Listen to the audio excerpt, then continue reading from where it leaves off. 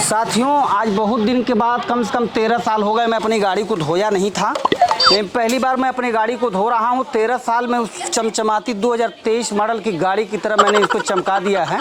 और सभी ऑडियंस साथियों को मैं एक बार धन्यवाद बोलना चाहूँगा। हैप्पी विश्वकर्मा पूजा। आप सभी लोग सुखी हों, स्वस्थ हों, तंदुरुस्त हों।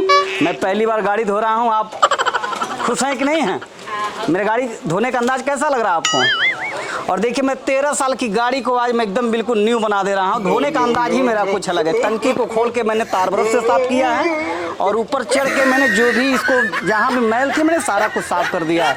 तो सभी साथियों को नमस्ते, प्रणाम, आदाब, खैर मकदम।